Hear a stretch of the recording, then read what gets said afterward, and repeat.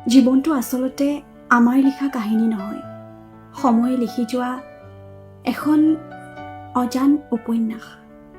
আমি হয়তো এদিনৰ বাবে বহুত সপোন সাজো, বহু কথা মনত আঁকো, কিন্তু জীৱনৰ নিজৰো কিছুমান পৰিকল্পনা থাকে যিবোৰৰ বিষয়ে আমি একেবাৰে নাজানো।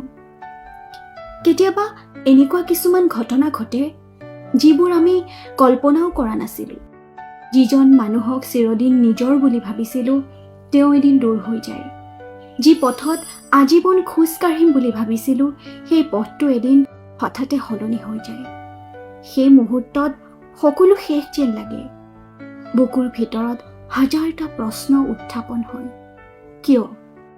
কিন্তু সেই কিয়ৰ উত্তৰটো সময়ে লাহে লাহে আমাক বুজাই দিয়ে। জীৱনত সকলো কথা আমাৰ ইচ্ছামতে নহয়।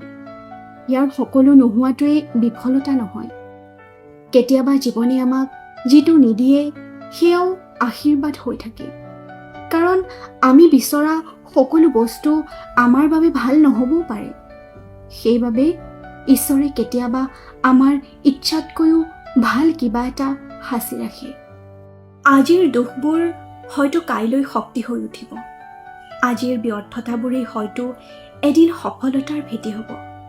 জীৱনে যি পথ দেখুৱায় সেয়া সদায় সহজ নহয়, কিন্তু সেই পথেই আমাক সঠিক গন্তব্যলৈ লৈ যায়। সেয়েহে জীৱনৰ প্ৰতিটো পৰিৱৰ্তনক ভয় কৰিব নালাগে। সকলো কথাৰ উত্তৰ লগে লগে নাপালেও বিশ্বাস হেৰুৱাব নালাগে।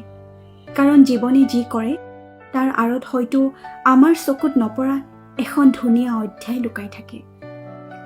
শেষত মাথো এটা কথাই সত্য, জীৱনৰ কিছুমান কথা আমি কেতিয়াও ভাবিব নোৱাৰোঁ, কিন্তু যি হয় সেয়া হয়তো আমাৰ ভালৰ বাবেই হয়। সময় সকলো বুজাই দিয়ে, মাথো অলপ ধৈৰ্য আৰু বিশ্বাসৰ প্ৰয়োজন।